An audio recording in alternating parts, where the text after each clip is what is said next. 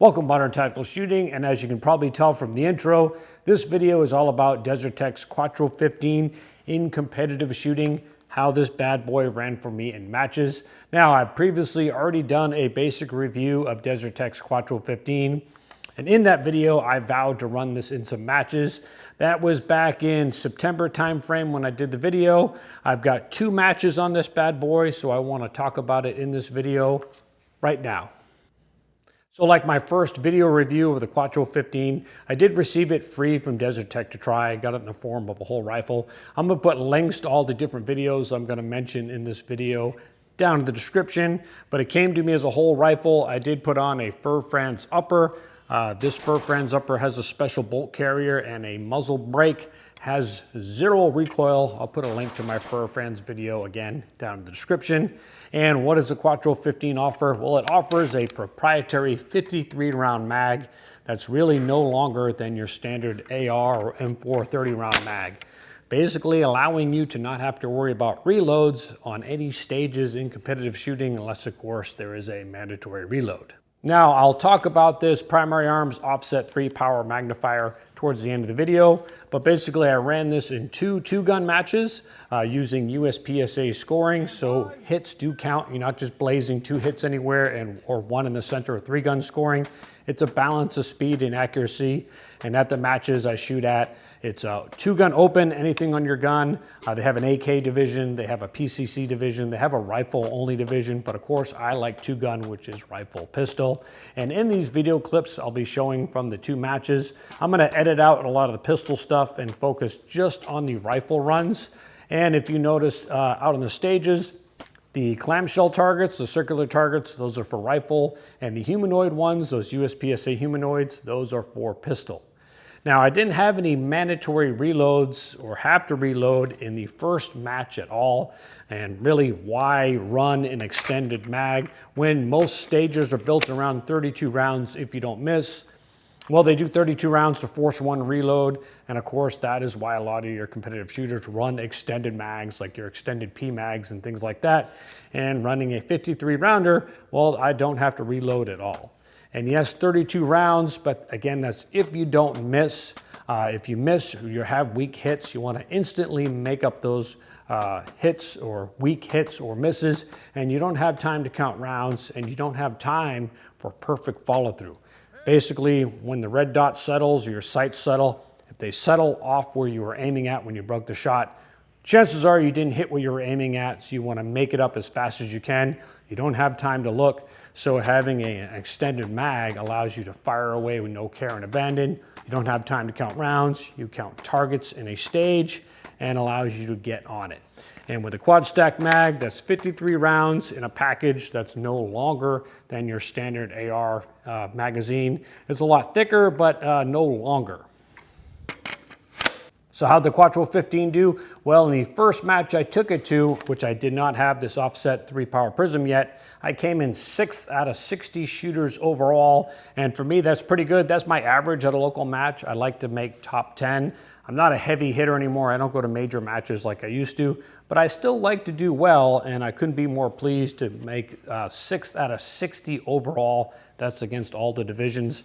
So not too bad. Again, I didn't have any mandatory reloads that stage or that match, so I basically just had to keep 1 mag in the gun throughout the stages and have at it. So the next match was just a month ago, a little off my mark. I was 11th overall out of 50 or 60 shooters. I blew 1 stage by running by a target, and you get mad penalties for that, so that dragged me down a lot. All the other stages I was top 10 on. I even had a stage win, which I'll show that complete stage video clip here towards the end of the video. But pretty good match, and if you notice in these video clips here, I'm always trying to do more than 1 thing at a time. I'm shooting while moving, shooting and moving while walking backwards. That's because I'm trying to get to the next point where you can see the next set of targets. You always want to keep forward momentum going into the stage, or you want to go point to point, meaning move from 1 point where you can see a ton of targets, run to the next point where you can see a ton of targets. You're trying to balance that speed and accuracy. You just don't want to be doing 1 thing. You should be doing multiple things at once, whether that's shooting and moving, moving while reloading, things like that. Always multitasking to keep your speed up in a match.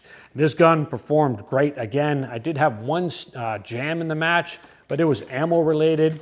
I was using some underpowered ammo. Normally, I only run PMC 55 grain X-Tac ammo. I had some ammo I purchased a while back, which is reloaded ammo from some manufacturer, and the ammo has been giving me grief, not only in the Quattro-15, it's giving me a hard time, my SIG 5.56, my Tavor, all these guns that are overgassed had problems running it. And I had some of that ammo in my range bag. I accidentally loaded it in a stage and I had a round get stuck up on the feed ramp because the ammo's undergassed. I cleaned all that out in the rest of the match, ran PMC X-Tac, and I had no issues. So one time I had a jam up on this gun, it was ammo related. All right, full stage here. I want to try and get forward momentum as soon as possible. Had to knock one out there on the side. There's my charge down the center, trying to keep up that forward momentum to get deep into the stage to see as many targets as I can.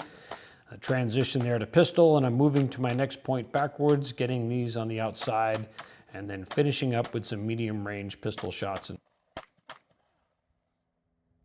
So I didn't have to do any reloads my first match. And the second match, the only reload I had to do was on one stage where they had a mandatory reload.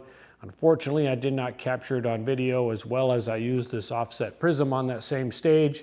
But reloading this is just like any other AR-15. So let me do one bolt lock reload. So shooting, shooting, shooting. And back on the gun. Now about this offset Prism. The first match I went to, I didn't have it on the gun yet.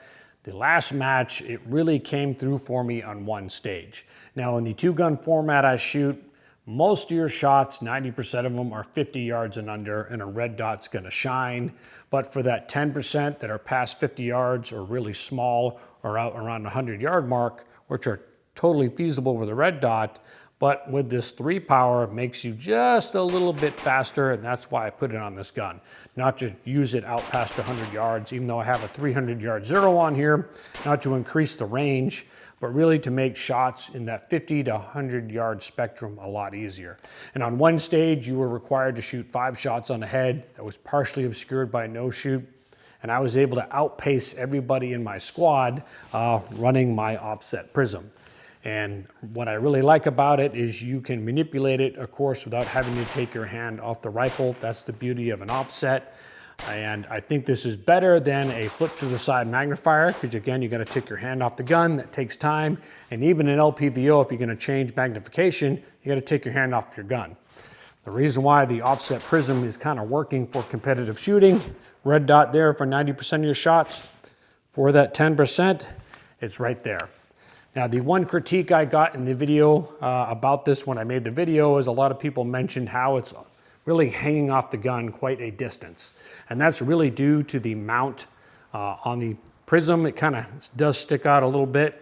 If that concerns you, Vortex, they have a T1 footprint style 3-power Prism and the 5-power, and combined with an Arasaka mount in this photo right here. This is my buddy's. As you can see, it sits a lot closer to the gun. It sits closer than your flip to the side magnifiers.